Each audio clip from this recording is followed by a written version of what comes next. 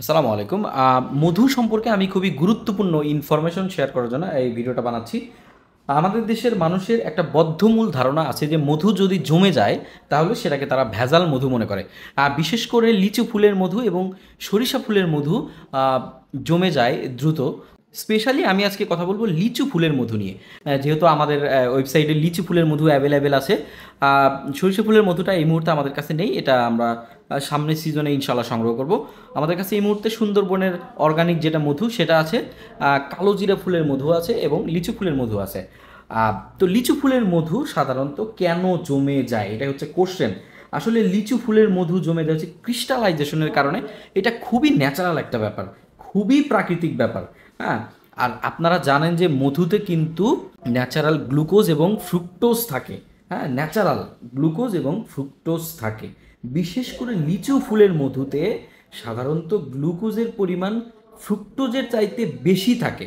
হ্যাঁ, এবং এটা যদি হালকা একটু বা হালকা না, একটা সার্টেন ঠান্ডা তাপমাত্রা পায় তাহলেই কিন্তু এটা জমতে শুরু করে। এটা একেবারেই ন্যাচারাল প্রক্রিয়া, কোনোভাবে এটা ভেজালের কোনো ব্যাপার নয়। এই ধারণাটা আমাদের দেশের মানুষের মনে একদম গেঁথে গেছে যে আসলে মধু যদি জমে যায় তাহলে সেটা চিনি মনে করেন। বাট সেটা নয়, মধুর মধ্যে ন্যাচারালি আপনার গ্লুকোজ এবং ফ্রুক্টোজ থাকে।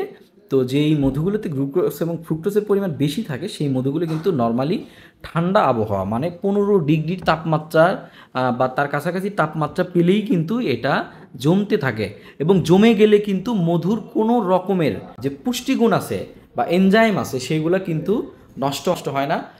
আমাদের অনেকেরই মনে এই বদ্ধমূল ধারণাটা আছে যে মধু যদি জমে যায় তাহলে সেটা চিনি এবং সেটা ভেজাল মধু। একদমই সেটা নয়।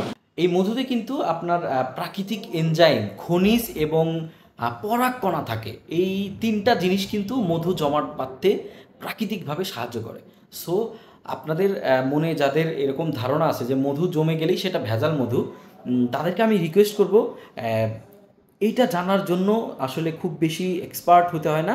এখন গুগলের যুগ, চ্যাট জিপিটির যুগ। আপনারা জাস্ট একটু সার্চ করেই জেনে নেবেন যে খাঁটি মধুর বৈশিষ্ট্যগুলো আসলে কী।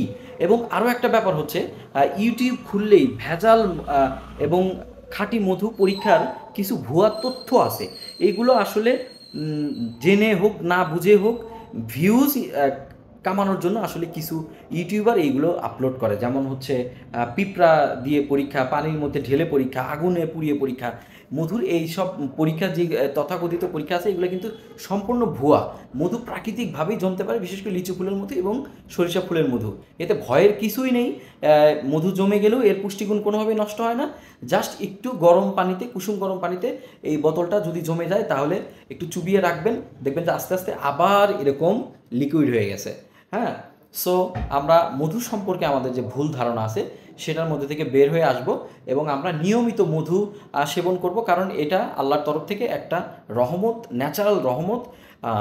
এটা খুবই উপকারী মানবদেহের জন্য। সো আজান ফুডসে কিন্তু অনেক ধরনের ন্যাচারাল মধু আছে। আপনারা জাস্ট আমাদের ওয়েবসাইটে যাবেন www.azanfood.com। এখানে কিন্তু মধুর একটা আলাদা সেগমেন্ট আছে। ওইখানে ক্লিক করলে আমাদের বিভিন্ন মধুর কিন্তু বিভিন্ন ধরনের এই যে সুন্দর সুন্দর প্যাকেজিংয়ে আপনারা এই সুন্দর সুন্দর মধুর বিভিন্ন প্যাকেজ আছে, বিভিন্ন মূল্যের বিভিন্ন প্যাকেজ আছে, সেগুলো দেখে কিন্তু আপনারা অর্ডার করতে পারবেন। এবং সাথে আমি আর একটা ইনফরমেশন দিয়ে রেখি, আমাদের এখানে কিন্তু নাটস অ্যাভেলেবেল আছে, বিভিন্ন ধরনের একদম এক্সক্লুসিভ এবং কোয়ালিটি বাছাই করা নাটস আছে। যারা বাদাম খেতে পছন্দ করেন তারা কিন্তু আমাদের থেকে একদম অথেন্টিক প্রোডাক্টটা পেয়ে যাবেন। সো ভালো থাকবেন। আসসালামু আলাইকুম।